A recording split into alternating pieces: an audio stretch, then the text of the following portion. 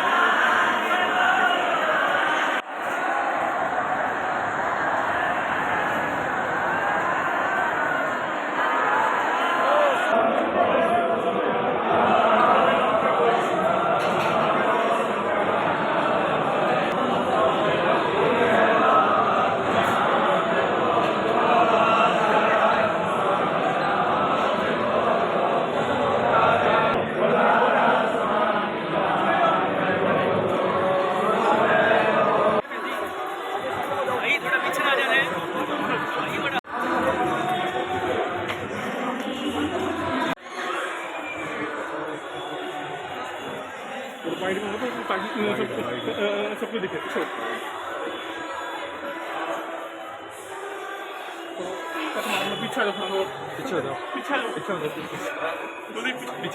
पीछे भाई थोड़ा सा वाइड आप भी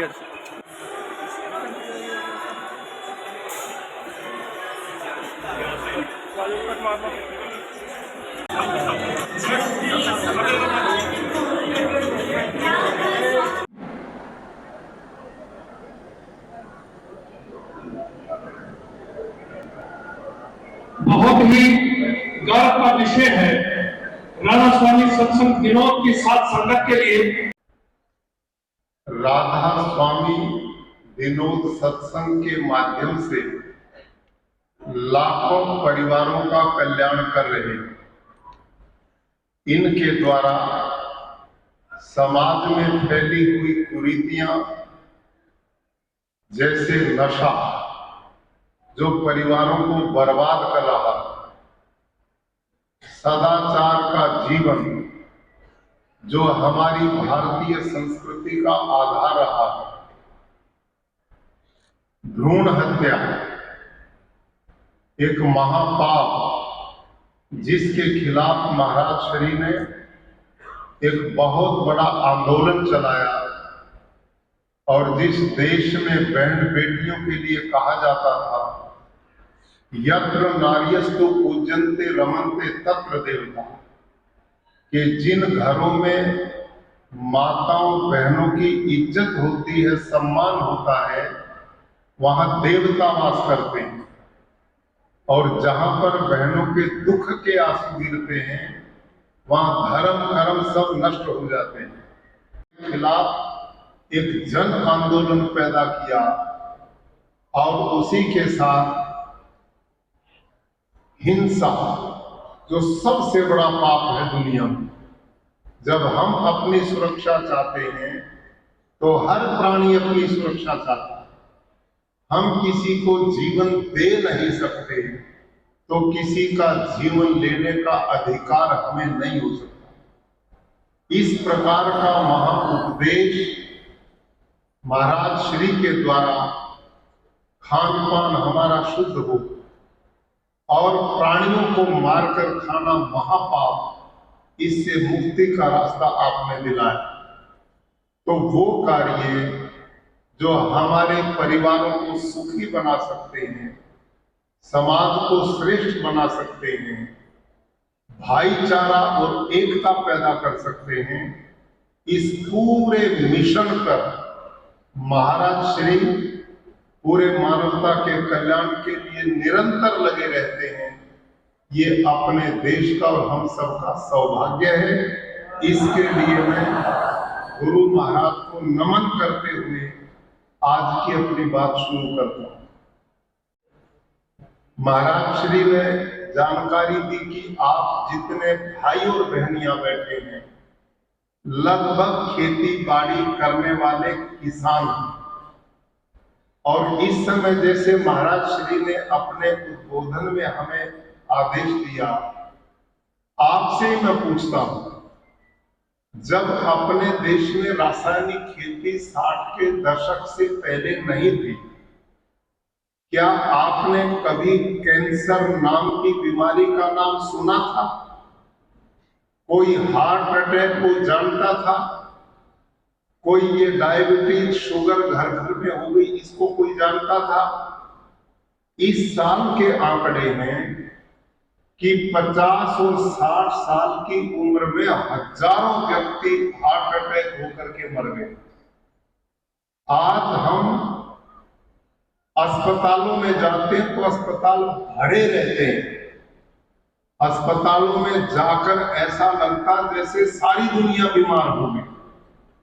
और उसका सबसे बड़ा कारण है कि मैं और आप आजकल जो खा रहे हैं, पी रहे हैं, उसमें इतना यूरिया, डीएपी, पेस्टिसाइड, जहर वाली दवाइयों का इतना प्रयोग हमने कर दिया कि आज हाथ में बोतल पानी के लिए घूम रहे हैं।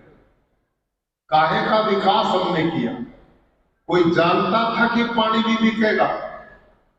आज पानी भी बिक रहा है और हम कहीं पर भी पानी नहीं पी सकते, पानी की बोतलें लिए घूम रहे हैं। तो ये सारी समस्याएं क्यों पैदा हुई? आज इस पर महाराज श्री ने आदेश दिया कि मैं आपके बीच में आऊं और इन सब बातों पर चिंतन करें। रासायनिक खेती के दुष्परिणाम अब खुल करके सामने आ गई। विश्व स्तर की एक रिपोर्ट आई है जिसमें आया कि 24% ग्लोबल वार्मिंग के लिए, जलवायु परिवर्तन के लिए रासायनिक खेती जिम्मेदार है। और अभी यूनेस्को की यूएनओ की एक रिपोर्ट आई है कि जैसे किसान भारत में और दुनिया में यूरिया डीएपी जहर डाल करके खेती कर रहा है, यदि अगले 40-50 साल यूं ही करता रहा तो सारी धरती ऐसी हो जाएगी जैसे घर का फर्श होता है। एक तिनका भी धरती पर नहीं बचेगा तो क्या खाएंगे, कैसे जिएंगे? आप कल्पना करके देखो। ये जो मैं चर्चा कर रहा हूं, ये सब साइंटिफिक वैज्ञानिक बातें आपके बीच में रखूंगा। इस समय बहुत बड़ी चुनौती है हम सबके सामने। जैसे महाराज श्री ने आध्यात्मिक रूप से एक बात कही और हम गांव के लोग भी एक बात बोलते हैं, जैसा अन्न वैसा मन। हमारा जो अन्नमय कोश है उसी से ही बुद्धि बनती, उसी से मन बनता है। गीता में लिखा आहार शुद्ध सत्व शुद्धि। आहार शुद्ध होगा तो मन और विचार शुद्ध होंगे। इस बात पर रिसर्च करके देखो, मानव की जिन जातियों में नशा है, जो मानव जातियां मांसाहार खाती हैं, उनमें हिंसक प्रवृत्ति सबसे ज्यादा मिलती है। खून खराबा, लड़ाई झगड़े, तोड़ फोड़, मारकाट, आतंक वहीं पर है जिन लोगों का खान पान गलत है। जो शुद्ध शाकाहारी पवित्र आहार लेते तो उनका मन भी पवित्र और दयालु बनेगा। जैसे महाराज श्री के उपदेश आप लगातार हम सब सुनते हैं। तो इस समस्या के समाधान के लिए एक रास्ता ध्यान में मेरे कैसे आया। मैं गुरुकुल है कुरुक्षेत्र में, वहां 1500 बच्चे आवासीय रूप से पढ़ते, 19 प्रांतों में। वहां 200 एकड़ जमीन का हमारा एक फार्म भी है।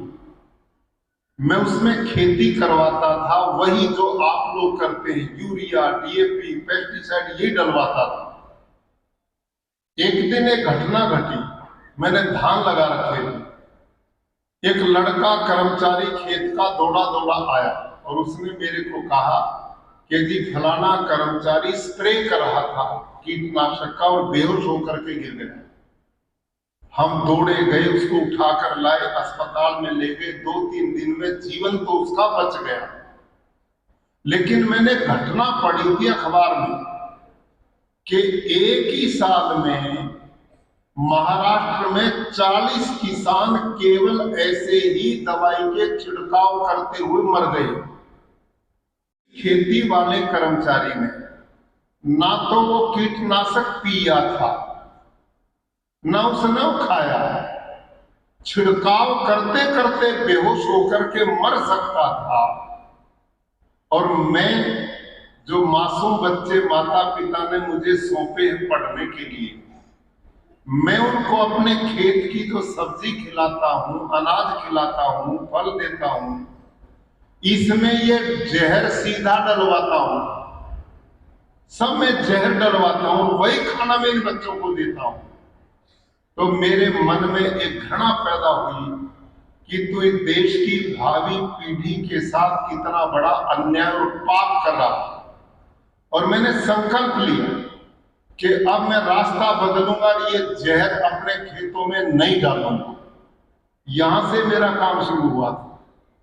और भाई और बहनों, मेरी प्यारी माताओं, मैं सीधा गया एग्रीकल्चर डिपार्टमेंट कुरुक्षेत्र में और उन्होंने मेरे को एक रास्ता दिया कुरुक्षेत्र विज्ञान केंद्र का, कृषि विज्ञान केंद्र का।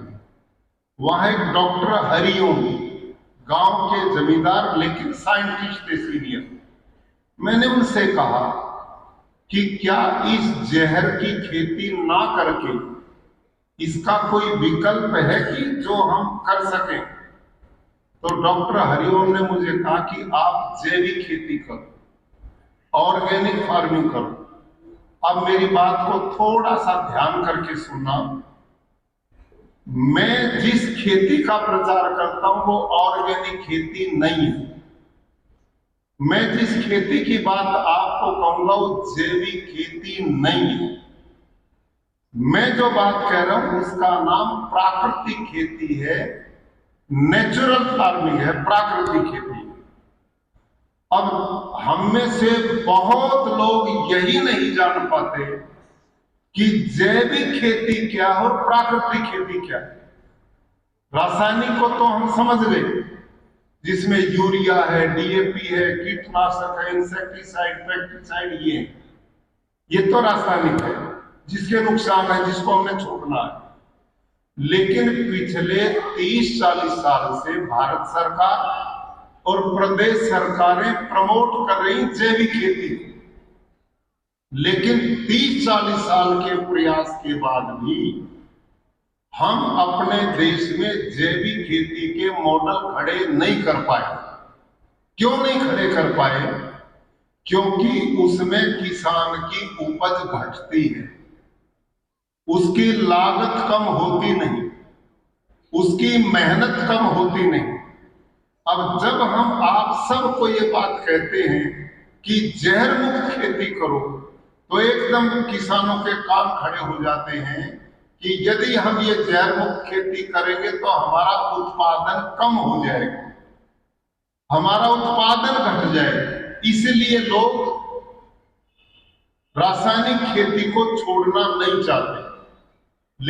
पहले आप ये समझो जैविक खेती क्या है।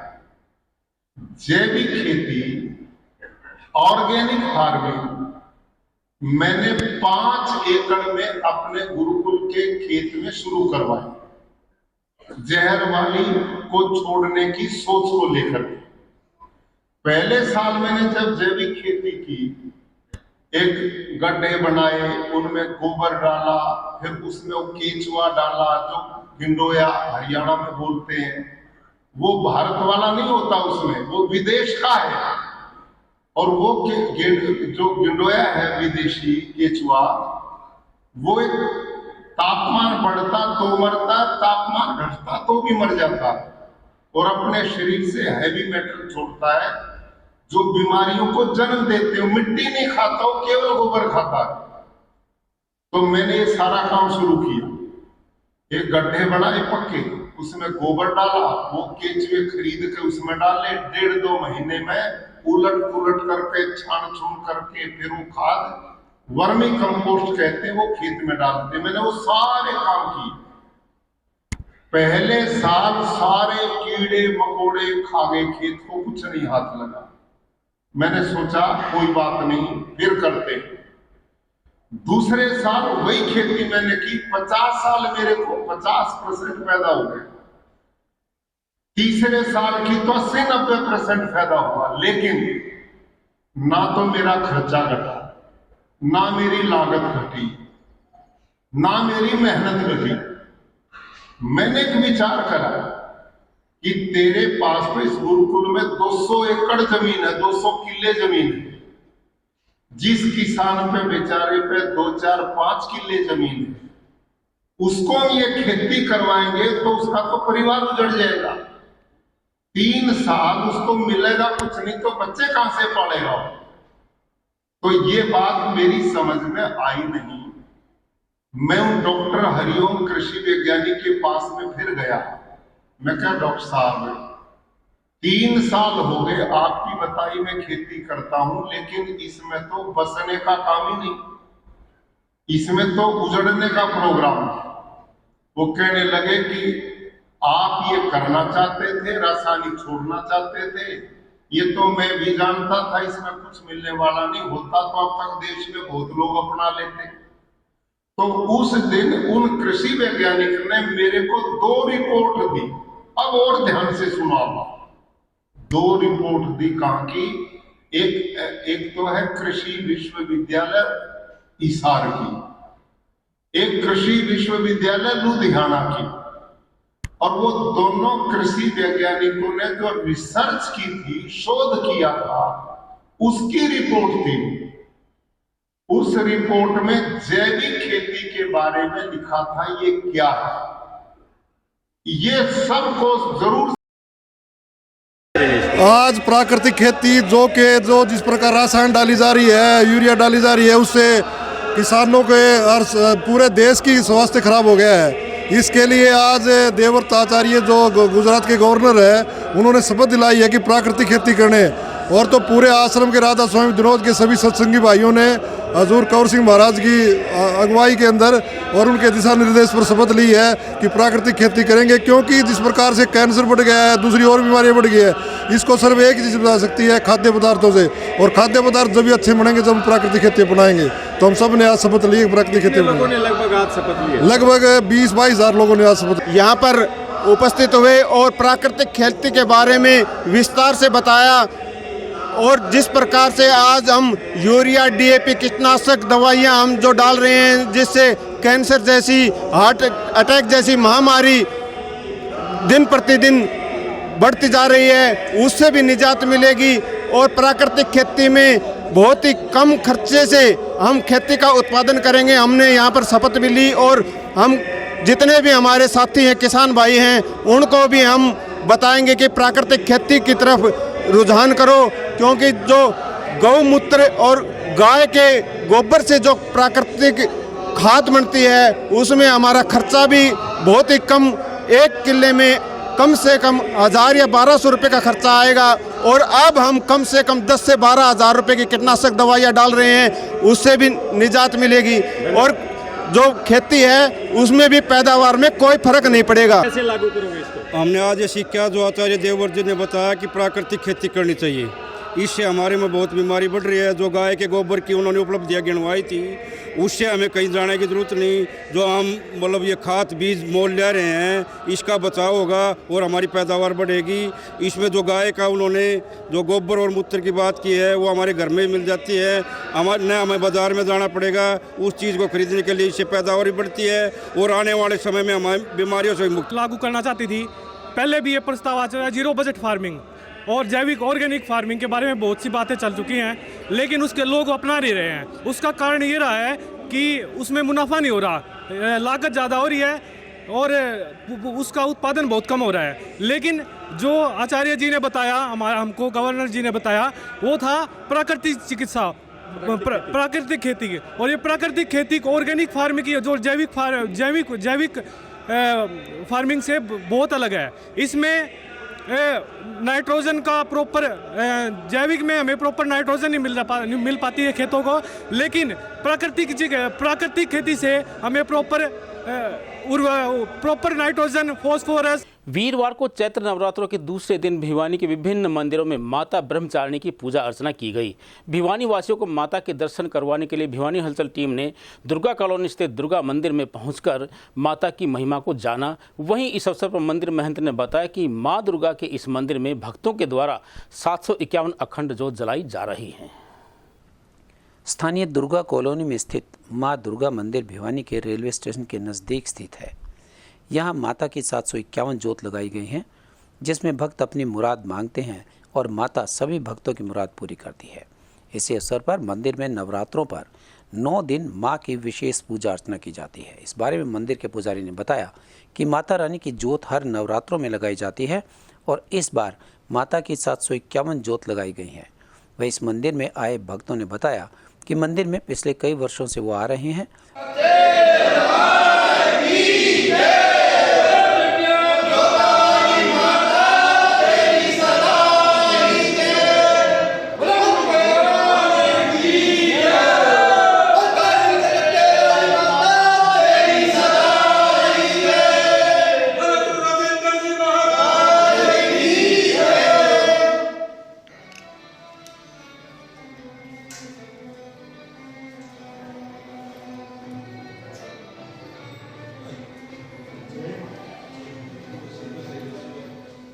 सभी भक्तों को पहले तो मैं सबको जय माता दी बोलूँगा, क्योंकि अब की बार नवरात्रों की इतनी खुशी है हमारे अंदर, क्योंकि यहाँ पर दूर दराज से भक्त लोग आते हैं, माँ के अखंड ज्योत लगाते हैं और उनकी मनोकामना पूर्ण हो जाती है। क्योंकि ये ज्योत जो है हमारे पिताश्री भगत छोटूराम जी आज से नहीं, पाकिस्तान के दौरान से यहाँ ज्योत लेके आए थे। उस ज्योत की मान्यता आज भी है और सभी भक्त लोग उसी ज्योत से सब ज्योति यहाँ पर प्रज्वलित की जाती हैं और जो भी मनो के अंदर भक्तों के अंदर मनोकामना होती है वो मनोकामना पूर्ण हो जाती है। क्या महत्व है नवरात्रों के अंदर आज के दिन जो है 751 जोत जो है बाबा जी का आदेश हुआ था 751 से ज़्यादा नहीं जगानी है, क्योंकि यहाँ काफ़ी समय तक लोग आते जाते रहते हैं और जोत प्रचंड करते जाते हैं। तो बाबा जी का जैसे आदेश हुआ, हम आदेशानुसार 751 जोत जो है उन्होंने बोला था तो 751 जोत प्रज्वलित होकर दी गई। मैं आशा रानी झज्जर से आई हूँ। मैं भिवानी की ही बेटी हूँ।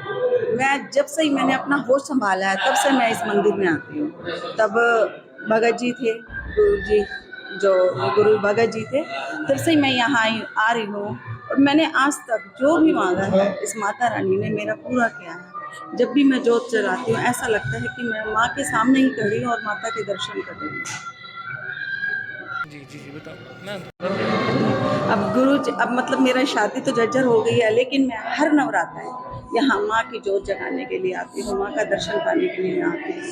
जो भी मैंने आज तक मांगा है इस माँ ने मेरा पूरा किया। गुरु जी का आशीर्वाद रहा है। आशीर्वाद है, सबके मनोकामना पूरी होती है। 800-900 में जोत चलती है यहाँ पर आने वाले 9 दिन के अंदर, और छठ काली का जागरण होता है। यहाँ सब मनोकामना पूरी होती है। सब जो जिस भाव से आता है ना उसकी मनोकामना माता जी सबकी पूरी करते हैं। बाबा मेरी माँ, मेरी मालिक, मेरी खुदा, मेरी परमात्मा है। मेरे गुरुदेव भी बहुत बड़े दयालु है भाई, सबकी मनोकामना पूरी करे हैं। जो जिस भाव से आवा है उसकी मनोकामना वे दाता पूरी करे से। मेरी भगवान सबकी लाज रखे से, और हम तो यह प्रार्थना करा मेरी माता है जो आवे उसके भंडारे भरपूर रखिए माँ। 9-10 साल से आ रहे हैं और जो भी मांगते हैं माता रानी वो सारी इच्छा पूरी करती है। और जो भी है गुरु जी बहुत दयालु हैं, सब मनोकामना पूरी करते हैं जो भी जिस भाव से आता है। ऐसे इस मंदिर में काफ़ी पुराना मंदिर है, प्राचीन दुर्गा मंदिर के नाम से काफ़ी भगत छोटूराम जी के नाम से फेमस है। बहुत दूर दूर से यहाँ यात्री जो जगाने के लिए आते हैं यहाँ पे, और अपनी मनोकामना पूरी कराने के लिए सबकी मनोकामना पूरी होती है। लगभग जितने भी यहाँ यात्रीगण दूर दूर से आने के बाद अपना भाव पर रखने के बाद उनकी मनोकामना पूरी होती है और माता की जोत जगाते हैं। प्रत्येक नवरात्रों में माँ सभी भक्तों की मुराद पूरी करती हैं और सभी के भंडार भरे रहते हैं। चैत्र नवरात्रि का दूसरा दिन है। दूसरे दिन में माता ब्रह्मचारिणी का पूजन किया जाता है। इनके अन्य नाम तपश्चारिणी, अपर्णा और उमा हैं। माता की पूजा करने में सभी व्यक्तियों के काम पूरे होते हैं। कार्यों में आ रही रुकावटें, बाधाएं दूर हो जाती हैं और विजय की प्राप्ति होती है। इसके अलावा माता के आशीर्वाद से हर तरह की परेशानियां भी खत्म होती हैं। नव संवत्सरे, नव वर्ष, नव उत्थान, 9 दिवस की शुभकामनाएं। प्रगति में निरंतर परिवर्तनशील है। आज हम अपने 2080 में प्रवेश कर रहे हैं और आज से ही प्रतिपदा तिथि प्रथम नवरात्रे माँ भगवती, आद्यशक्ति, क्रियाशक्ति, जगदम्बा, बगलामुखी, त्रिपुर सुंदरी राजेश्वरी के चरणों में नमन। और हम यह आज संकल्प करें कि हम सद्विचारों से, सत्संकल्प से प्रगति के साथ मनोरम जीवन जीते हुए और राष्ट्र की अच्छी कामना करते हुए अपने सद्भाव से द्वारा अपने उत्तम उत्तम विचारों के साथ आज ऐसे संकल्प करें कि अपने जीवन में जो हिय है, जो त्याज्य है, जो त्यागने की प्रवृत्ति है उनको त्यागे, और जो ग्रहण करने की प्रवृत्ति है, ज्ञान है, विवेक है, सूची है, विद्वता है, इन सबको धारण करते हुए आज ये संकल्प करें कि माँ भगवती हमें आने वाला जीवन और यह साल आनंद में व्यतीत हो। हम राष्ट्र के प्रति दायित्व है उसको निभाए, जो प्रांत के प्रति या जनपद के प्रति, यहाँ तक कि जो हमारी बस्ती, मोहल्ला, नगर, गली और अपने घर के प्रति, अपने संतानों के प्रति, माँ बाप के प्रति हमारे सत्संकल्प करते हुए हम प्रगति में निरंतर अग्रसील रहें और प्रगतिशील रहें, यही कामनाएं। और माँ आपकी सभी मनोकामना पूर्ण करे। प्रथम दिवस है आज नवरात्रों का, इसमें कहा गया कि आज के दिन हम शक्ति आर्जन का प्रमुख दिवस है।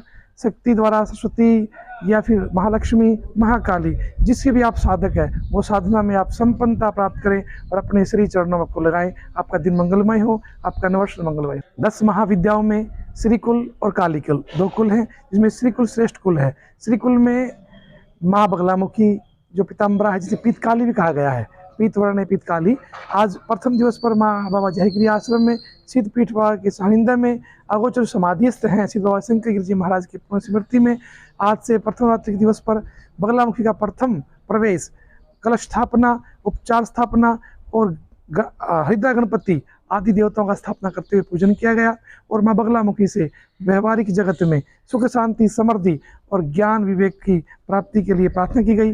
जहाँ हमारे राष्ट्र के प्रति या जो भी हमारे अंदर अशुचियाँ हैं, जो त्याज्य हैं, उन प्रवृत्तियों का त्याग करे। माँ भगवती अतिशक्ति बगलामुखी शक्ति का संचार करे। तो दुष्रूपी शत्रु हमारे अंदर जो रिपु है, जो बैरी है, वो अवगुण है, उनको माँ दमन करे। यही आज यह प्रथम दिवस है माँ बगलामुखी का। इसके पश्चात 9 दिवस सामाजिक संस्था नेताजी सुभाष चंद्र बोस युवा जागृति सेवा समिति, सदाचारी शिक्षा समिति एवं युवा जागृति एवं जन कल्याण मिशन ट्रस्ट के संयुक्त तत्वावधान में हनुमान जोड़ी स्थित विवेकानंद हाई स्कूल में विश्व जल संरक्षण दिवस पर एक कार्यक्रम का आयोजन किया गया। जोड़ी धाम मंदिर महंत चरणदास महाराज के सानिध्य में आयोजित कार्यक्रम में विद्यार्थियों व अध्यापकों को बरसात के पानी को बचाने के लिए जल संरक्षण करने का संदेश दिया। जल संकल्प कार्यक्रम में विशेष सानिध्य बाल योगी महंत चरणदास महाराज का रहा। कार्यक्रम की अध्यक्षता विवेकानंद हाई स्कूल की संचालिका सावित्री यादव ने की। गौरतलब है कि सामाजिक संस्था नेताजी सुभाष चंद्र बोस युवा जागृति सेवा समिति एवं युवा जागृति एवं जन कल्याण मिशन ट्रस्ट के द्वारा जल संरक्षण के लिए जल संरक्षण जागरूकता माह अभियान शुरू किया गया है, जिसके तहत अलग अलग स्थानों पर पानी बचाओ, पानी को बर्बाद ना करो और पानी की कीमत जानो जैसे अनेक नुक्कड़ संदेश कार्यक्रम रहेंगे। संस्था के द्वारा इस वर्ष बूंद बूंद का करो संग्रह थीम दिया गया है। इस थीम के माध्यम से लोगों को विश्व जल संरक्षण के बारे में जानकारी दी जाएगी। विश्व जल संरक्षण पर श्रद्धालुओं को संकल्प दिलाते हुए हनुमान जोड़ी मंदिर धाम के महंत चरणदास महाराज ने कहा कि मंदिर परिसर में हर वर्ष युवा जागृत एवं जन कल्याण मिशन ट्रस्ट, नेताजी सुभाष चंद्र बोस युवा जागृत युवा समिति और महात्मा ज्योतिबा फुले धर्मार्थ ट्रस्ट के द्वारा विश्व जल संरक्षण दिवस मनाया जाता है। उन्होंने कहा कि हमें पानी की बूंद बूंद को सहेज के रखना होगा, क्योंकि जल ही जीवन है, जल के बिना कल नहीं। इसीलिए आने वाली पीढ़ी को यदि पानी सहेज कर देंगे तो ही उनका जीवन सुरक्षित है। इसीलिए हमें पानी के प्रति जागरूक होना चाहिए और बूंद बूंद की कीमत समझनी चाहिए। हम आगे और लगाएंगे, देश को बचाएंगे, पानी को बचाएंगे। बोल माता की जय, बोल गौ माता की जय, बोल हरना पैरो की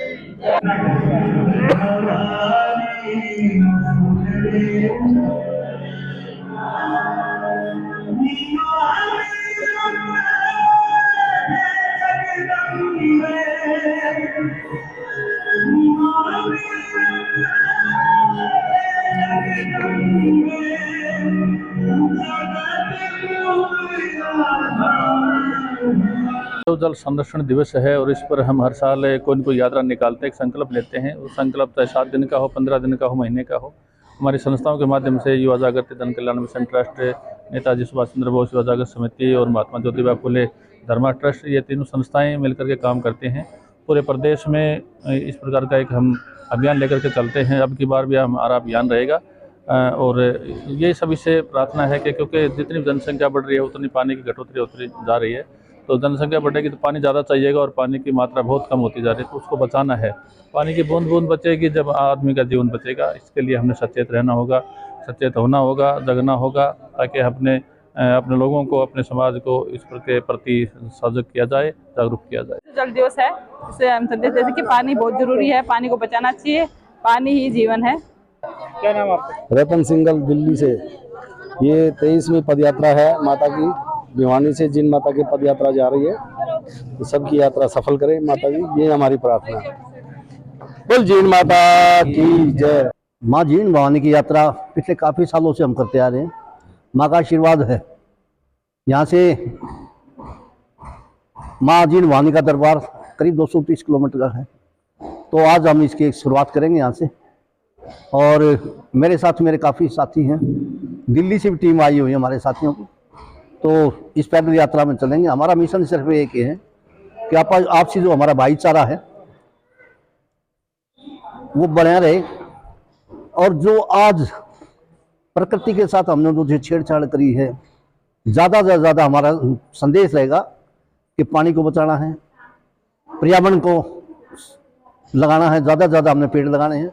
अगर रास्ते में कोई भी हमें टूटी खुली मिलती है ऐसे किसी प्रकार से, तो हम उसको ठीक करते हुए जाएंगे या नहीं बदलेंगे उसको। और ख़ास तौर पे स्वच्छता का बिल्कुल ध्यान रहेगा। और इस यात्रा में हम डिस्पोजल, पॉलीथीन, किसी चीज़ का कोई प्रयोग नहीं करेंगे। शुद्ध हमारा जो बर्तन है उसी में भोजन करेंगे और कोई कूड़ा करकट कहीं नहीं तो फैलाएंगे। और लोगों से भी यही अपील करेंगे कि स्वच्छता का विशेष ध्यान दें, ताकि आप स्वस्थ रहेंगे। स्वच्छता का ध्यान करेंगे तो आप स्वस्थ भी रहेंगे और कुशल भी रहेंगे। हमारा अपना फाउंडेशन सैनिक प्रकोष्ठ के आह्वान पर वीरवार को शहीद दिवस के अवसर पर स्थानीय नेहरू पार्क में स्थित शहीद स्मारक पर एक कार्यक्रम का आयोजन किया गया। इस अवसर पर फाउंडेशन सदस्यों ने शहीदों को पुष्पांजलि करते हुए सरकार से 1 रैंक 1 पेंशन की विसंगतियों को दूर करने की मांग की। इस मौके पर उपस्थित लोगों को संबोधित करते हुए हमारा अपना फाउंडेशन सैनिक प्रकोष्ठ और डिफेंस वेटरन ऑर्गेनाइजेशन के अध्यक्ष वेटरन महेश चौहान ने कहा कि देश की सेवा और रक्षा में अपना पूरा जीवन बिताने वाले पूर्व सैनिकों को आज अपने ही हकों के लिए बार बार सड़कों पर उतरना पड़ रहा है, जो कि सरकार की सबसे बड़ी विफलता है। उन्होंने कहा कि 1 रैंक 1 पेंशन पूर्व सैनिकों का हक है और वो अपना हक लेकर रहेंगे। इसके लिए वह संघर्ष भी करेंगे। वहीं इस अवसर पर एकत्रित होकर उन्होंने नेहरू पार्क स्थित शहीद स्मारक पर शहीदों को श्रद्धांजलि भी दी। आज दिनांक 23 मार्च 2023 को शहीदी दिवस के उपलक्ष्य में हमारा अपना फाउंडेशन के संदर्भ से आज ये शहीद दिवस इधर बनाया गया। इसमें पूर्व सैनिकों ने, मातृशक्तियों ने, बच्चों ने बढ़ चढ़ के भाग लिया और उन शहीदों को नमन किया जिन्होंने हमारे लिए अपनी जान कुर्बान करके हमें आज़ादी दिलवाई है। हमें गर्व है, वो लोग हमेशा हमारे दिलों में रहेंगे और हम उनको हमेशा याद रखेंगे। जय हिंद, जय भारत। आपका नाम? संतोष कुमार सिंह। मैं हमारा अपना फाउंडेशन का CEO हूँ। मैं वेटरन महेश चौहान, हमारा अपना फाउंडेशन सैनिक प्रकोष्ठ भिवानी का अध्यक्ष और डिफेंस वेटरन ऑर्गेनाइजेशन भिवानी का जिला अध्यक्ष। आज 23 मार्च 2023 को भिवानी के समस्त पूर्व सैनिक और पूर्व सैनिक संगठन शहीद स्मारक नेहरू पार्क में एकत्रित हुए और अमर शहीदों को नमन किया। साथ ही साथ हमने जो हमारे राजगुरु सुखदेव भगत सिंह जी थे उनको याद किया, उनकी जीवनी के विषय में चर्चा की। उसके बाद हम अब यहाँ पर जो पूर्व सैनिक एकत्रित हुए हैं वो अपनी OROP 2 के विषय की जो परिचर्चा है और जो 3 अप्रैल को हमें माननीय राष्ट्रपति, प्रधानमंत्री जी और रक्षा मंत्री के नाम जिन शहीदों की बदौलत आज हम खुली हवा में सांस ले रहे हैं, उन शहीदों की शहीदी दिवस पर उन्हें नगर व्यापार मंडल की ओर से सत नमन किया गया, प्रणाम किया गया और लोगों से आह्वान किया गया कि आज जो माहौल चल रहा है वे लोग एक बारी उन शहीदों के बारे में सोचें जिन्होंने देश के लिए बलिदान किया है और अपनी कौम को बदनाम ना करें। फाउंडेशन की तरफ से स्पेस हॉस्पिटल भिवानी को आमंत्रित किया गया। बहुत बहुत तहे दिल से धन्यवाद इनका। मैं अजीत सिंह, मैनेजर वहाँ पे। बहुत अच्छा लगा। भाई साहब ने जैसे कहा कि शहीदों के कारण ही आज हम जीवित हैं। हमारा देश अमन और शांति के प्रति बिल्कुल सुख चैन से जी रहा है। और 2012 के अंदर मैं रिटायर हुआ था। आज सबसे महत्वपूर्ण दिन है जो कि सैनिक दिवस मनाया जा रहा है पूरे भारत के साथ। सैनिक नहीं, आम नेताओं लोग, बाकी जनता भी अपने अपने फाउंडेशन में मना रहे हैं। सबसे पहले मैं नगर मंडल और इस फाउंडेशन का भी धन्यवाद करता हूं और लोगों को इस अहमियत को देखना चाहिए। सबसे ज़रूरी हमारा काम था सुखदेव, राजगुरु भगत सिंह को श्रद्धांजलि देना और अन्य शहीद जो भी जिसी की लड़ाई के अंदर शहीद हुए हैं उनको हम नमन करते हैं, धन्यवाद करते हैं। वीरवार को धर्म सेना द्वारा स्थानीय नेहरू पार्क में स्थित शहीद स्मारक में पौधारोपण कार्यक्रम का आयोजन करते हुए वीर शहीदों के सम्मान में श्रद्धांजलि सभा की गई। इस अवसर पर धर्म सेना के जिला अध्यक्ष रमेश पचेरवाल ने अपने प्राणों का बलिदान करने वाले शहीदों को श्रद्धांजलि देकर उनके बलिदान को याद किया और उनके चलने का रिपीट। वीरवार को लिटिल हार्ट्स पब्लिक स्कूल प्रांगण में लिटिल हार्ट्स कॉन्वेंट स्कूल के लिए वार्षिकोत्सव और पारितोषिक वितरण समारोह का आयोजन किया गया। इस अवसर पर स्कूल के प्रधान TC गोयल व समाज सेवी रमेश हेतमपुरिया की अध्यक्षता में आयोजित कार्यक्रम में हरियाणा विद्यालय शिक्षा बोर्ड के सचिव कृष्ण कुमार व जिला मौलिक शिक्षा अधिकारी नरेश मेहता ने बतौर मुख्य अतिथि शिरकत करते हुए होनहार बच्चे व उनके अभिभावकों को पुरस्कार देकर सम्मानित किया। स्थानीय नेहरू पार्क स्थित शहीद स्मारक पर श्रद्धांजलि सभा में कहा गया कि आज हम जो खुली हवा में आज़ादी की सांस ले रहे हैं, यह सब शहीदों के बलिदान का परिणाम है। उन्होंने देश के लिए अपने जीवन की जो कुर्बानी दी है, हमें उन्हें कभी भुलाना नहीं चाहिए। रेलवे सहायक मंडल अभियंता शादाब अहमद ने श्रद्धांजलि अर्पित करते हुए कहा कि शहीद किसी जाति व धर्म के नहीं होते, वे हम सभी के मार्गदर्शक और प्रेरणादायक होते हैं। युवाओं को उनके जीवन से प्रेरणा लेकर देश हित में कार्य करना चाहिए। धर्म सेना के संरक्षक रामकिशन हलवासिया ने शहीदों को नमन करते हुए शहीद आजम भगत सिंह, राजगुरु व सुखदेव के जीवन पर प्रकाश डाला। वहीं इस अवसर पर अनेक गणमान्य व्यक्ति भी पहुंचे। कुछ लोग अपने लिए संघर्ष करते करते जीवन खत्म कर देते हैं, कुछ लोग अपनी औलाद के लिए संघर्ष करते जीवन खत्म कर देते हैं, लेकिन शहीद भगत सिंह, राजगुरु, सुखदेव, इन्होंने देश और समाज के लिए अपना जीवन निछावर किया और बलिदान दिया। तो ऐसे महापुरुषों को धर्म सेना नमन करती है और हर साल की भांति हर एक शहीद का या महापुरुष का या स्वतंत्रता सेनानी हो, धर्म सेना उनके जन्मदिन पर ये जो भी प्रोग्राम होता है उनको करती है, मनाती है। हर वर्ष की भांति आज भी हम हर शहीद जो भी हमारे देश में शहीद हुए हैं, हम उन्हें हमेशा धर्म सेना हर साल हर वर्ष जब भी होते हैं प्रोग्राम हम करते हैं। आज भगत सिंह शहीद, राजगुरु सुखदेव जी जो 22 वर्ष की उम्र में इन्होंने अपने देश के लिए हंसते हंसते कुर्बानी दे दी। आज धर्म सेना और हमारे जितने साथी हैं, शहर के गणमान्य व्यक्ति हैं, सब ने इनको सच्ची श्रद्धांजलि दी है। पहले मैं धर्म सेना को धन्यवाद देना चाहूँगा जिन्होंने आज शहीद दिवस पर ऐसे नौजवान जिन्होंने 22 साल की उम्र में अपने जीवन का त्याग कर दिया था देश के लिए, और उनकी गौरव गाथाओं को याद करने के लिए हम सब लोगों को यहाँ पर इकट्ठा किया है। उस ज़माने में जब ब्रिटिश सरकार थी, जो बहरी सरकार थी, जो क्रांतिकारियों की आवाज़ को सुन नहीं पा रही थी, ऐसी बहरी सरकार को जगाने के लिए, सुनाने के लिए भगत सिंह ने जब पार्लियामेंट में बम फेंका था, तब क्रांतिकारियों को एक नई दिशा दी थी और भारत की जो आज़ादी थी उसमें एक नया योगदान दिया था। चाहते तो वो उस बम को फेंक कर भाग भी सकते थे, लेकिन वो भागे नहीं, और कोर्ट में जब खुलेआम उस समय की ब्रिटिश सरकार को चुनौतियां दी, तो इससे हमें ये सीख मिलती है कि अगर आज के ज़माने में भी अगर हम ऐसा कुछ करना चाहें तो हम कर सकते हैं, और ऐसे शहीदों को हम सभी लोग शत नमन करते हैं। धर्म सेना का एक यो कार्यकर्ता हूँ। आज हमारे धर्म सेना जो सामाजिक यो संगठन है, पूरे शहीदी दिवस पर पूरे प्रदेश में जिला इकाइयों द्वारा यो कार्यक्रम आयोजित किए जा रहे हैं पूरे प्रदेश में। उसी क्रम में आज हमारे यहाँ पर हमारे संरक्षक रामकिशन जी जो हैं, बलवान जी, सरपंच, आज का यो कार्यक्रम हमने यहाँ पर एक श्रद्धांजलि देने के लिए हम सभी इकट्ठे हुए हैं। और मैं तो युवाओं से उनसे एक अपील यो करना चाहूँगा कि उनके यो दिखाए मार्ग पर यो चलें। और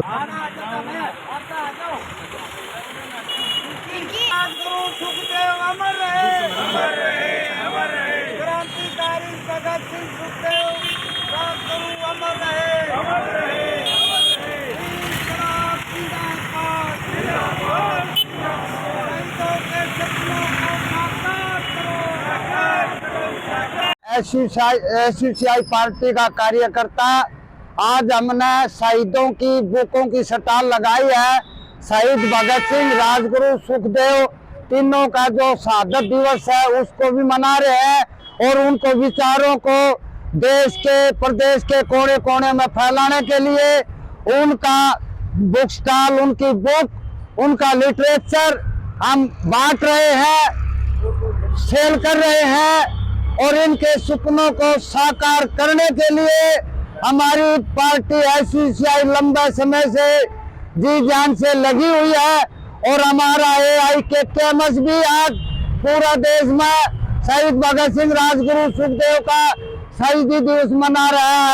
वीरवार को लिटिल हार्ट्स पब्लिक स्कूल प्रांगण में लिटिल हार्ट्स कॉन्वेंट स्कूल के लिए वार्षिकोत्सव और पारितोषिक वितरण समारोह का आयोजन किया गया। इस अवसर पर स्कूल के प्रधान TC गोयल व समाज सेवी रमेश हेतमपुरिया की अध्यक्षता में आयोजित कार्यक्रम में हरियाणा विद्यालय शिक्षा बोर्ड के सचिव कृष्ण कुमार व जिला मौलिक शिक्षा अधिकारी नरेश मेहता ने बतौर मुख्य अतिथि शिरकत करते हुए होनहार बच्चे व उनके अभिभावकों को पुरस्कार देकर सम्मानित किया। स्थानीय लिटिल हार्ट्स पब्लिक स्कूल के लिटिल हार्ट्स कॉन्वेंट स्कूल का वार्षिकोत्सव व पारितोषिक वितरण समारोह का आयोजन किया गया। इस अवसर पर स्कूल के प्रधान त्रिलोकचंद गोयल ने अपने उद्बोधन में आए हुए अतिथियों का स्वागत करते हुए विद्यालय की आगामी गतिविधियों के बारे में बताते हुए कहा कि बच्चे, अध्यापकगण और अभिभावकों के कठिन परिश्रम की वजह से आज प्रथम व द्वितीय कक्षा के 470 बच्चों ने स्कॉलरशिप ग्रहण की और 500 विद्यार्थियों ने स्टेज परफॉर्मेंस दी। स्कूल के बच्चों द्वारा अतिथियों के स्वागत में स्वागत गीत प्रस्तुत किए गए। प्राचार्य वीना सेठ ने स्कूल की वार्षिक रिपोर्ट प्रस्तुत की। मुख्य अतिथि ने कहा कि शिक्षा व्यक्ति के विकास का सबसे उत्तम माध्यम है। बच्चों को पढ़ाई के साथ साथ सहपाठ्य गतिविधियों में भी रुचि के अनुसार भाग लेना चाहिए। उन्होंने वीर शहीदी दिवस के अवसर पर देश के वीर बलिदानियों को नमन करते हुए बच्चों को उनके आदर्शों पर चलने के लिए प्रेरित किया और आए हुए अतिथियों ने भी अपने उद्बोधन में स्कूल द्वारा की जा रही गतिविधियों की भूरी भूरी प्रशंसा की।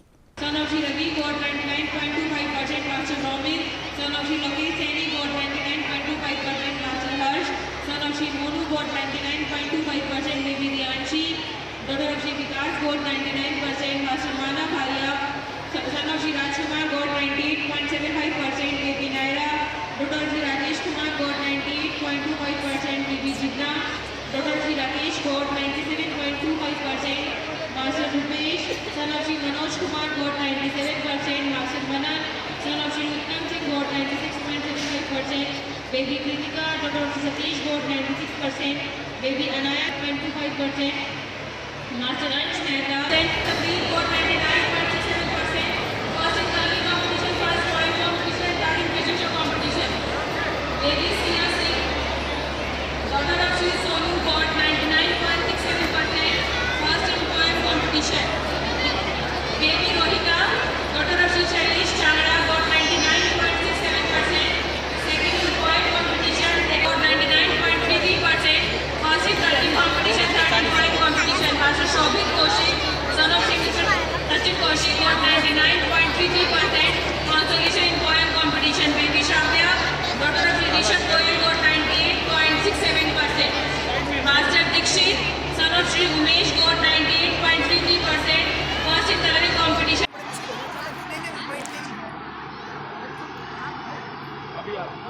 आज प्री नर्सरी से केजी क्लास के जो बच्चों का रिजल्ट है, मैं आपको बताना चाहूँगा, बड़ा गर्व है मुझे कि 98% बच्चों ने फर्स्ट ग्रुप में अपना स्थान दर्ज करवाया है। फर्स्ट और सेकंड क्लास के लगभग 550 बच्चों में से 500 बच्चों ने स्कॉलरशिप प्राप्त की है, जो हमारे लिए बहुत ही गर्व का विषय है। प्रणाली को पूरा करने के बाद वो यहाँ पहुँचे हैं, इस बात का द्योतक है कि हर विकलांग परिवार का सदस्य चाहता है कि प्रोग्राम ये बच्चा मेरा है।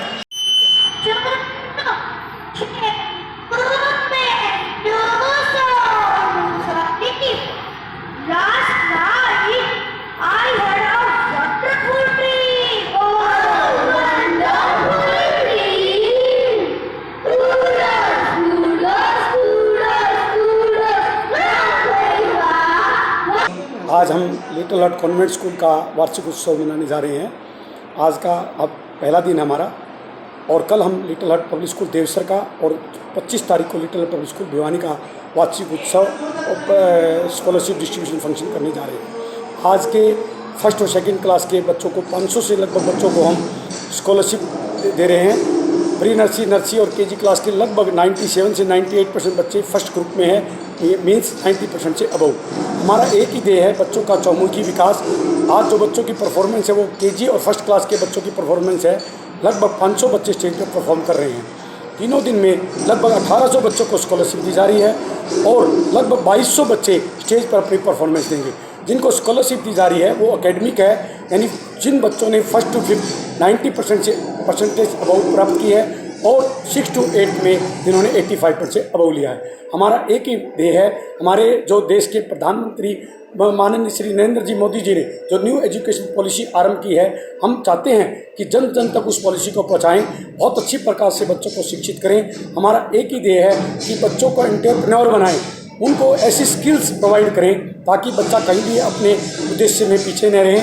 जिस प्रकार की वो एजुकेशन चाहेंगे चाहे वो इंजीनियर बनना चाह रहे हैं, चाहे डॉक्टर बनना चाह रहे हैं, चाहे चार्टर्ड अकाउंटेंट बनना चाह रहे हैं, चाहे NPSC का एग्जाम क्लियर करना चाह रहे हैं, हम सब प्रकार की फैसिलिटीज़ उन बच्चों को प्रोवाइड कर रहे हैं। जहाँ तक चौमुखी विकास की बात है, स्टेज कॉन्फिडेंस की बात है, आज भी हमारे सभी बच्चे पूरे स्टेज को स्वयं हैंडल कर रहे हैं और एक ही कॉन्फिडेंस बच्चों के अंदर क्रिएट कर रहे हैं कि अपने मन के भाव वे कहीं पर भी जाएं तो वो अपने मन के भाव स्टेज के माध्यम से बता सकें।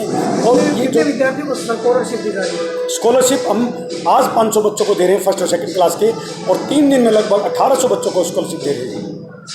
ये हमारे लिए बहुत ही हर्ष का विषय है कि हम हमारे लिटिल हार्ट के प्रांगण में हमारा वार्षिक उत्सव महोत्सव की तरह मनाते हैं और हमारा हर बच्चा स्टेज पे परफॉर्म करता है और उसका हमारा उद्देश्य यही है कि बच्चा आगे आने वाले समय में जो हम उसको अभिप्रेरणा देते हैं वो और भी मोटिवेट हो और भी जोश के साथ आगे जो नया सेशन है वो स्टार्ट करे। पूरे वर्ष में बच्चे जो भी एकेडमिक अचीवमेंट लेते हैं, कॉम्पिटिशन्स के अचीवमेंट लेते हैं और कोई भी आउटसाइड अचीवमेंट लेते हैं, तो उन सब का बच्चों को प्राइजेस हम स्टेज पे देते हैं और हर बच्चे को देते हैं और इसमें अभिभावक भी शामिल रहते हैं और बहुत ही उत्साह दिखाते हैं कि अपने बच्चे को स्टेज पर देखकर उन्हें बहुत ही खुशी होती है और हर बच्चा एप्रिसिएशन प्राइज़ लेकर जाता है। कितने बच्चे पार्टिसिपेट कर रहे हैं इसका, क्योंकि स्किल डेवलपमेंट का भी आपको कार्यक्रम देखने को मिला? लगभग 2200 के करीब हमारे बच्चे स्टेज पर परफॉर्म करते हैं और हमारा उद्देश्य सिर्फ यही है कि हम हर बच्चे को स्टेज पे लाएं ताकि उनका स्टेज कॉन्फिडेंस बढ़ सके, क्योंकि ये आज के टाइम में बहुत ही ज़रूरी है। देश के प्रधानमंत्री ने जो स्किल प्रोग्राम चलाया उसमें कितने कारगर सिद्ध होते हैं आपके कार्यक्रम? बिल्कुल, जो हमारी जो एजुकेशन पॉलिसी है, हम न्यू नेशनल एजुकेशन पॉलिसी के अकॉर्डिंग ही जो नरेंद्र मोदी जी ने डिसाइड किया उसके अकॉर्डिंग ही हमारा पूरा करिकुलम प्लान किया जाता है और उसके अकॉर्डिंग ही step by step time to time gap पे सारी एक्टिविटीज़ परफॉर्म। गुरुवार को तोसाम रोड पर स्थित TIT वरिष्ठ माध्यमिक विद्यालय की प्राइमरी विंग में नर्सरी से 5वीं कक्षा में दाखिले के लिए विद्या आरंभ संस्कार कार्यक्रम का आयोजन किया गया। इस अवसर पर अंतर्राष्ट्रीय श्री महंत जूना अखाड़ा डॉक्टर अशोक गिरी महाराज ने बतौर मुख्य अतिथि पहुंचकर मां सरस्वती के समक्ष विधि विधान अनुसार दीप प्रज्वलन करके कार्यक्रम का शुभारंभ किया। विद्यालय प्राचार्य डॉक्टर DP कोसी व प्रबंधक ऐश्वर्य शर्मा के मार्गदर्शन में आयोजित कार्यक्रम में उन्होंने 125 बच्चों को भारतीय शिक्षा के संस्कार प्रदान किए। श्री महंत ने बच्चों को उनकी पुस्तिका पर मोर पंख की कलम से स्वास्तिक और ओम का लेखन करते हुए बच्चों का शिक्षा प्रारंभ संस्कार किया। उन्होंने बच्चों को प्रारंभिक शिक्षा के लिए शिक्षा सामग्री और पुरस्कार देकर नन्हे मुन्ने बच्चों का व उनके अभिभावकों का हौसला बढ़ाया। उन्होंने कहा कि नवरात्र पूजा के दौरान रेवती नक्षत्र के चलते और चंद्र योग व द्वितीय तिथि होने के साथ साथ चैत्र मास में यह अति शुभ योग है और शिक्षा प्रारंभ करने के लिए इससे बढ़िया योग नहीं बन सकता। वहीं उन्होंने बताया कि उनके गुरुजी श्री शंकर गिरी महाराज भी इसी विद्यालय के छात्र रहे हैं, इसीलिए उनका सौभाग्य है कि वह अपने गुरुजी की प्रारंभिक शिक्षा मंदिर में पहुंचकर बच्चों के संस्कार कार्यक्रम में उपस्थित हुए। वहीं उन्होंने विद्यालय स्टाफ और अभिभावकों के साथ हवन यज्ञ का आयोजन करते हुए बच्चों को संस्कृति और संस्कृत शिक्षा प्रदान करने के लिए हवन में आहुति दी और बच्चों के अभिभावकों को विद्यालय में उपस्थित होने पर शुभकामनाएं दी और धन्यवाद भी किया।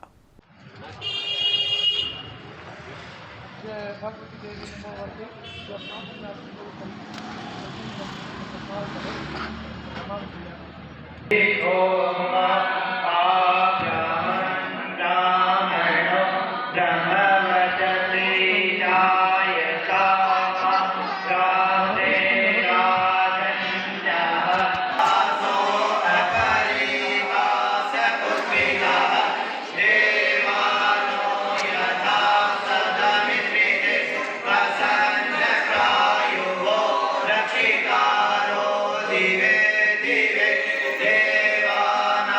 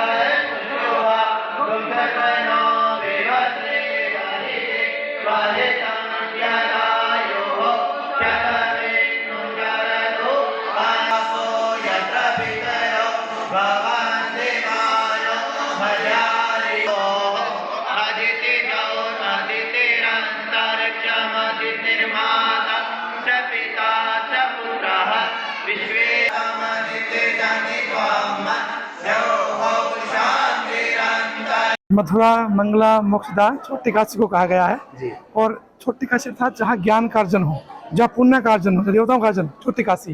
तो भिवानी क्षेत्र में है, भिवानी के आसपास है, वही कि पूरे हरियाणा में हमारा टीआईटी क्षेत्र प्रसिद्ध है शिक्षा और दीक्षा के लिए। यहाँ तक कि कभी टाइम था पहले जो यहाँ टीआईटी का ऐसा नाम है जो शिक्षा के साथ व्यक्तियों के या गृहस्थियों के चूल्हे भी जिसके चलते थे।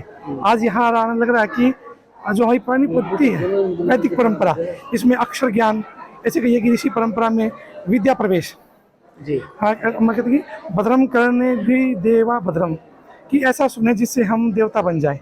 तो वो परिस्थिति और परंपरा को निर्वाह कर रहा है टीआईटी स्कूल। उसी परंपरा में आज यहाँ का प्रसन्नचित है। हमें अपना बाल्यकाल याद आया, अपना गुरुकुल याद आया कि हमने भी कभी इस तरह हमने तख्तियाँ पकड़ी थी अपने गुरु द्वारा हमने अक्षर ज्ञान का गणपति अध्ययन किया था। महाराज जी, भारतीय संस्कृति को बताने के लिए आपको अनेक प्रयास आपके द्वारा किए जा रहे हैं, तो आज इन बच्चों को विद्या प्रारंभ संस्कार में क्या संदेश देना चाहेंगे आप? विद्या गुरु नाम गुरु, ऐसा कहा कि विद्या गुरु नाम गुरु, विद्या गुरु भी गुरु है। तो हम अपने अक्षर ज्ञान पर, विद्या ज्ञान पर ध्यान दें। हमारी पौराणिक ज्ञान है उस परंपरा में तो रहें, लेकिन आज आधुनिक जीवन है। आधुनिक जीवन में समरसता रखते हुए विद्यार्थी जो है वो सकल जो जीवन है उसको तप करना है, ऐसे कहिए जो मनुष्य जीवन का जो उसमें कठिनाइयाँ है उसको निपटने का जो शस्त्र है या परम शस्त्र विद्या ही है। विद्या ऊपर जायते सफलम तस्य, विद्या का अर्जन ही हम सफल जीवन की ओर जा सकते हैं। विद्यार्थी जीवन ही एक अच्छा विद्यार्थी, अच्छा राष्ट्र भगत, अच्छा देश भगत, एक सन्यासी, एक संत या समाज सेवक, विद्यार्थी जीवन से ही वो पौधा है जो आगे बढ़ेगा। वही एक विद्यार्थी बनेगा जो आगे अध्यापक बनता है, जो राष्ट्र निर्माण कर सकता है। तो विद्यार्थी जीवन आप आनंद, हम सब भावनाएं हैं कि जितने भी लोग जो देख रहे हैं इसके द्वारा, जो स्कूल वाले भी हैं वो ये अपनी परंपरा कहीं ना कहीं लुप्त है उसको अपनाएं, वो इस परंपराएं पुनः आए। सर, आप ज्योतिष में प्रकांड पंडित हैं, पीएचडी भी हैं, तो आप हमारे विद्यालय प्रशासन को इन बच्चों को अच्छी से अच्छी शिक्षा मिले, क्या संदेश देना चाहेंगे? हमें क्या ऐसी दीक्षा देना चाहेंगे ताकि हम बच्चों को अच्छी शिक्षा दे सकें? भारतीय परंपरा में जो शिक्षा प्रणाली रही है वो निःशुल्क रही है और सरकार पहले राजा वहन करते थे शिक्षाओं का।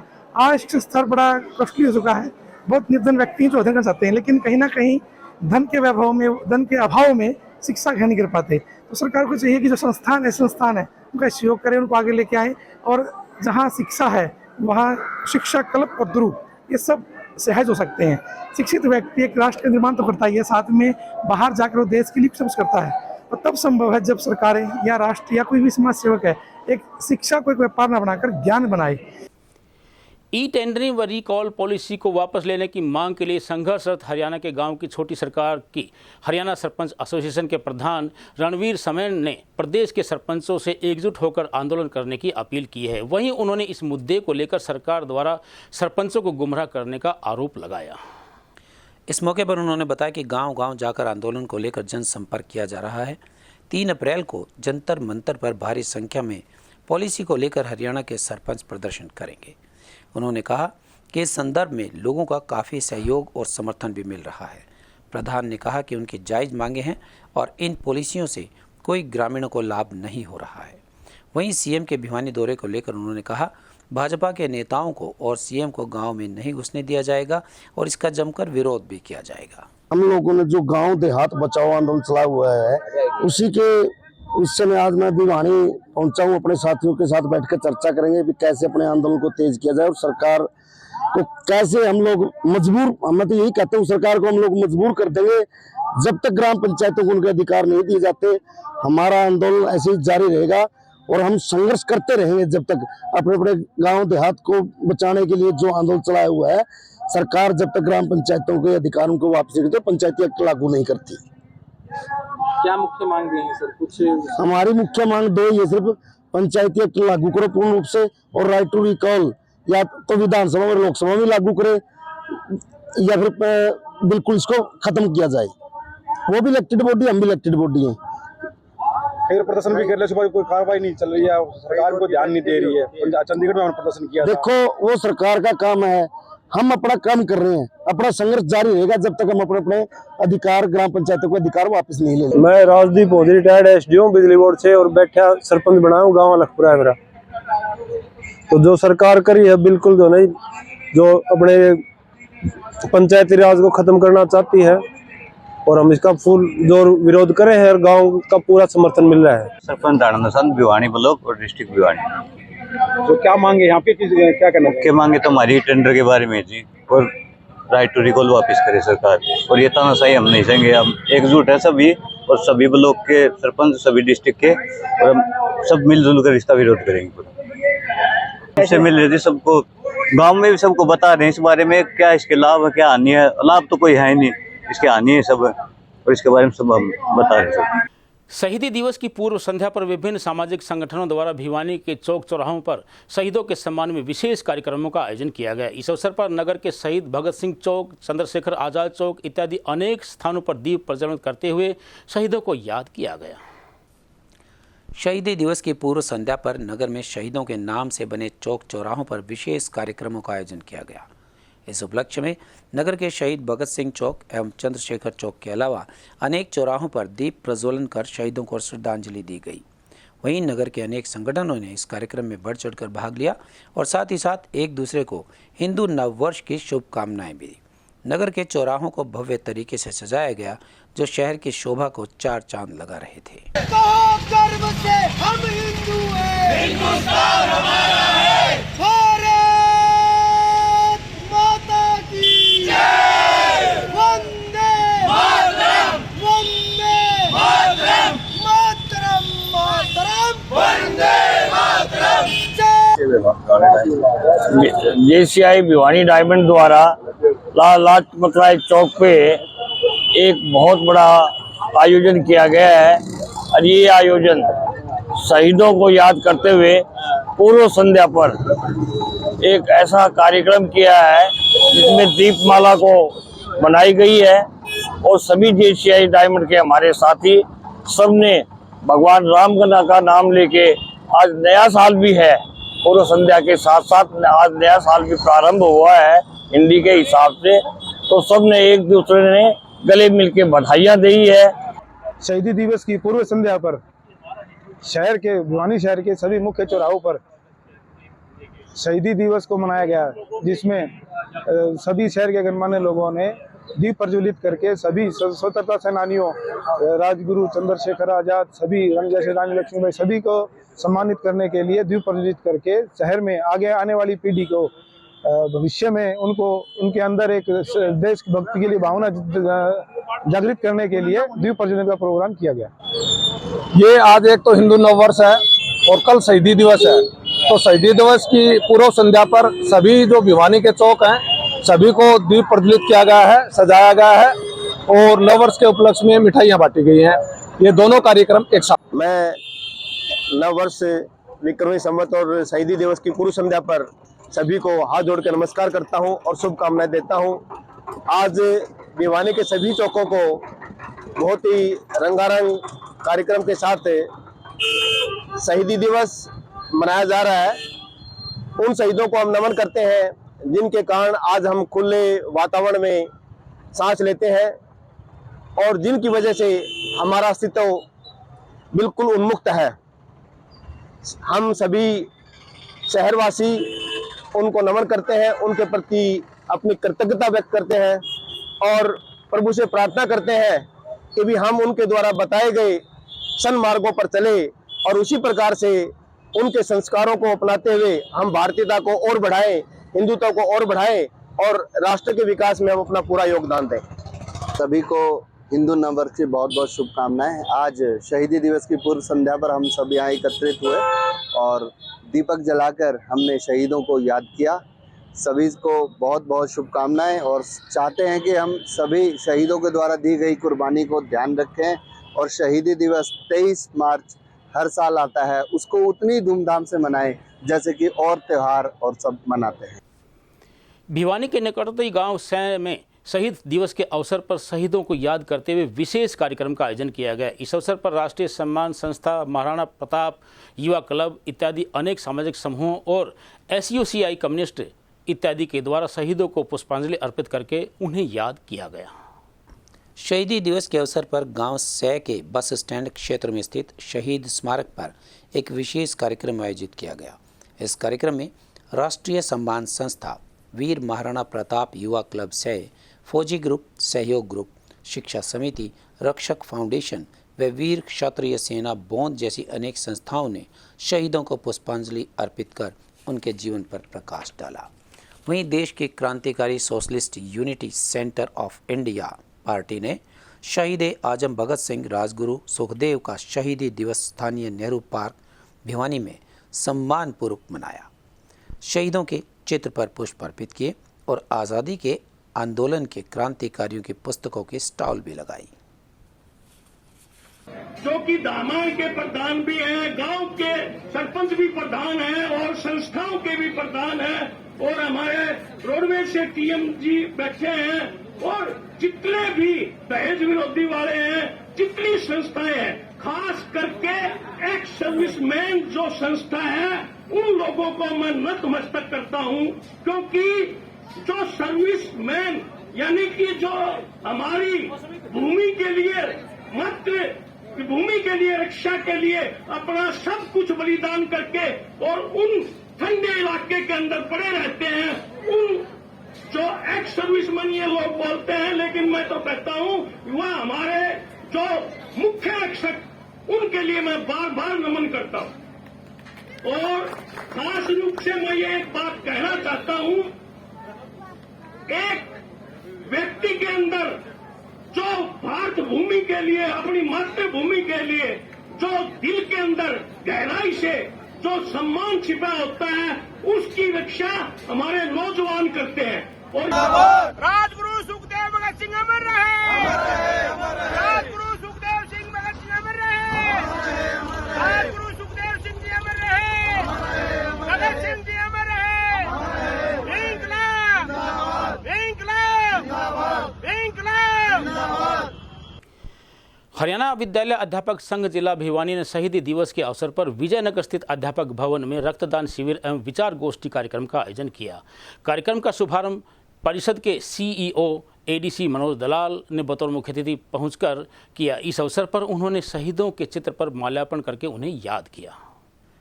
इस अवसर पर बोलते हुए हरियाणा विद्यालय अध्यापक संघ के पूर्व राज्य प्रधान व वर्तमान में जिला अध्यक्ष हरियाणा ज्ञान विज्ञान समिति भिवानी श्री वजीर सिंह ने कहा कि भगत सिंह न केवल एक क्रांतिकारी थे बल्कि एक विचार थे। उन्होंने अपने अध्ययन के आधार पर विश्व को एक दृष्टि, एक विचार दिया।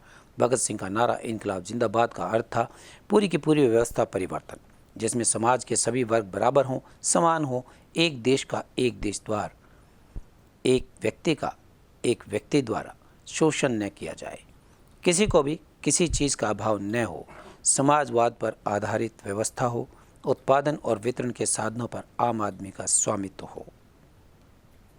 वहीं वर्तमान में देश में व्याप्त अंधविश्वास और पाखंडों का मुकाबला भगत सिंह के विचारों से किया जा सकता है। इस अवसर पर श्री मनोज कुमार दलाल SCS, श्री कृष्ण कुमार सचिव हरियाणा विद्यालय शिक्षा बोर्ड भिवानी, श्री नरेश कुमार मेहता जिला मौलिक शिक्षा अधिकारी, श्री धूप सिंह आर्य उप जिला शिक्षा अधिकारी भिवानी आदि ने संबोधित किया। इस मौके पर सक्रिय रक्तवीर राजेश डुडेजा व रक्तवीर मनीष वर्मा ने युवा रक्तदाताओं का हौसला बढ़ाया और 50 से अधिक लोगों ने रक्तदान भी किया। जी नमस्कार, मेरा नाम प्रमिला जांगड़ा। मैंने आज शहीदी दिवस के उपलक्ष्य में 20वीं बार ब्लड डोनेट किया है और बहुत अच्छा लग रहा है। और ब्लड डोनेट करने से शरीर में कोई नुकसान नहीं होता, तो मेरी सभी महिलाओं से अनुरोध है कि बढ़ चढ़ कर रक्तदान करें, इससे शरीर में कोई नुकसान नहीं होता। अच्छा खाना खाएं और रक्तदान करें, किसी की जान बचाएं।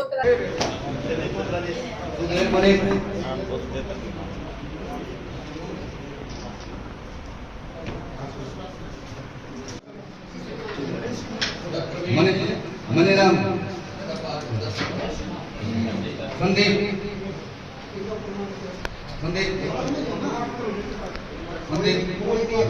जगमन ले पकड़ाइए।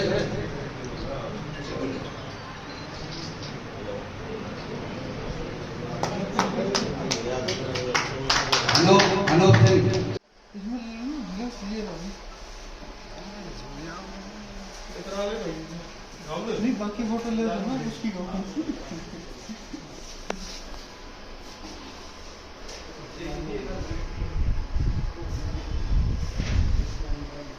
आज हरियाणा विद्यालय अध्यापक संघ संबंधित सर्व कर्मचारी संघ जो सभी कैटेगरी का साझा संगठन है, जो अध्ययन अध्यापन संघर्ष के साथ साथ सेवा के कार्य भी निरंतरता में करता रहता है, उसी कड़ी में आज हमने विजयनगर स्थित जो हमारा अध्यापक भवन है वहाँ रक्तदान शिविर का इस शहीदी दिवस के पावन उपलक्ष्य पे हमने आयोजन किया है।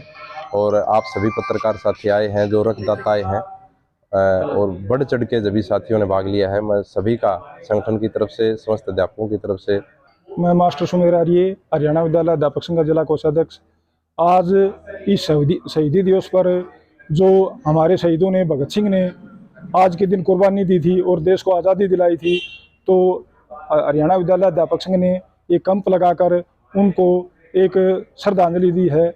इससे बड़ी मतलब वो हम कुर्बानी तो नहीं दे सकते, लेकिन कुछ अपना रक्तदान करके थोड़ा बहुत उनका कर्ज उतार सकते हैं। आज की खबरों में बस इतना ही। अब मुझे दीजिए इजाज़त। देखते रहिए आपका अपना चैनल भिवानी हलचल।